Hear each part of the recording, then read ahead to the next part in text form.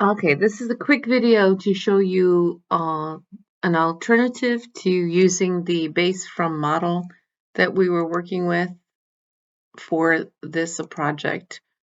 We can go to layout one and see that this is what the first video shows and how we can go to layout and use this base from model. But there are some students that are finding out that that command, which when you start it, you see that the command is view base. View base is the command, and they're not able to get it to load. So I'm going to show you what happens if you don't get that to load, or if you want additional practice. This is what most students were able to work on. I'm going to go to layout 2, and now instead of using in the layout tab at the top, the base command, I'm going to just create viewports. So click rectangular and draw a viewport here for your plan. And then I'm going to use the rectangular command again and create another viewport here. I don't really care if the 3D view is in to scale. So I can now double click inside this one for the plan, change it at the top here to top view, change it to 2D wireframe. And now I have that image top view 2D wireframe. I can come over here at the bottom right and change the scale to 1:1. This is a little more practice. Now remember that if I double click out in the gray space and click on this viewport, I can crop it. So if your scale at 1:1 didn't fit in the box that you drew, you can double click out into the gray space to get into paper and use these grips to kind of like open up that box a little bit more. Just remember, when you double click inside this box, you if you roll the wheel, you see these numbers are changing, so you're losing your 1:1. You can pan around, but you can't zoom. And I guess one thing you could do to avoid that is once you set your scale and you can see this plan, down here there is a little lock icon. It looks like just a little like lock with the, I don't know, a little keyhole in it. That's going to lock it so that even though you're in it, it will kind of boot you out of it before messing up your scale. See, it still says 1:1 down there. All right. So now that you have that, um, the couple of other things you have to do is make sure that these viewports are on a layer that won't print, or else you're going to have boxes in your viewport. So it's up to you. Well, let's first dimension it, because you can put those boxes on the def points layer, or you can put it on the viewport layer, what we've been working on, as long as it's a layer that doesn't print, or you can even put them on their own layer and then freeze them before you print, just so that these boxes don't print. So moving forward, we're going to go to annotate. This is the same file. We're going to dimension it just like we did over here in layout 1. So we did go to, like this box isn't going to print, so I can put it right on top of that. And then we have the 2 radius here. We changed our precision by typing in D and enter, picking the modify button and changing the primary units. We did that already, but let's do it again. D, enter, modify, primary units, precision 0.00, and we did put a check mark in 0 suppression here under leading. Okay, so I just wanted to point that out to you. And then so finish these. You have a couple of different, like 2 more things here. Okay, so instead of creating a viewport for this front view, I just want to show you, and this has happened a lot of times in the different offices I've worked with, where the paper is 1:1. So I've drawn complete details on the paper instead of putting it in the model and then cutting it opening. So we're just going to draw this box. We just basically have a box with some things that are coming from the circles. Now it's up to you if you want to track or if you want to just draw a line from these points or figure out the math. If you take 3 and you add, half of this radius, which would be one more, right? And then half of this one is one more, so it's actually 3, 4, 5. So we have a line that's 5 across, 5 inches across. So you could either track here to draw this line that's 5 inches, or you can, like I'm doing, I'm tracking to come over here, but there's should be 5. In fact, I'm just going to type in 5. And then I'm going to go up, what was this? It was 0.5, I think. Yep, go up 0.5 and then go over 5 and C for close. And that's your, that's your front view. And then you can drop your lines from these circles. Doesn't look like I can track from there though. So I'm going to need to offset then. So I'm just trying to give you a different way of drawing this. So start the offset command and type in 1 and enter, and that would be the radius. Well, the radius of this is 1. Oh, so if this is diameter of 1,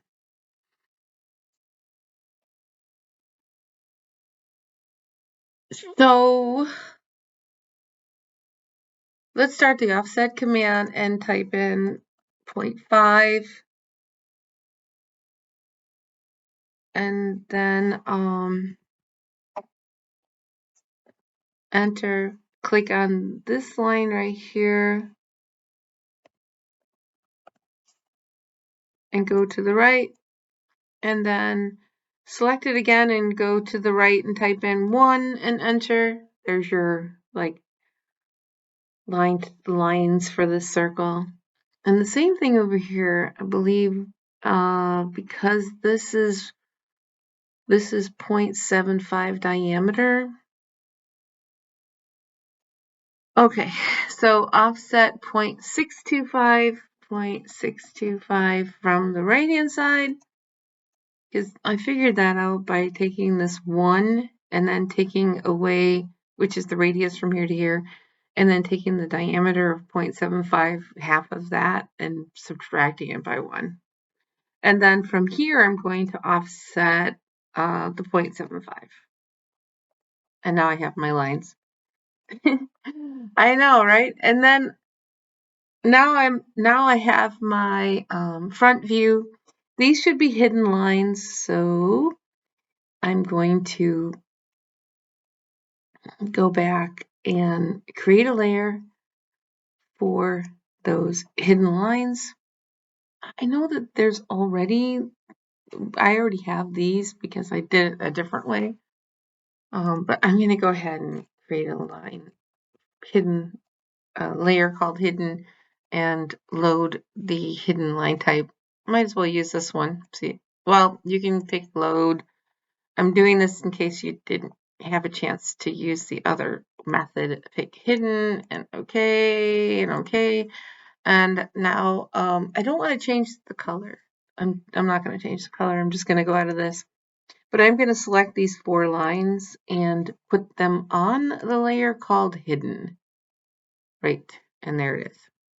All right, so this is a different way of drawing this. I just kind of did it in a crazy, fast way to draw the hidden lines that represent the sides of the circle. And you see, going back to this math, I took the 1 inch radius and I subtracted half of 0.75 to get from here to here, and that was my offset.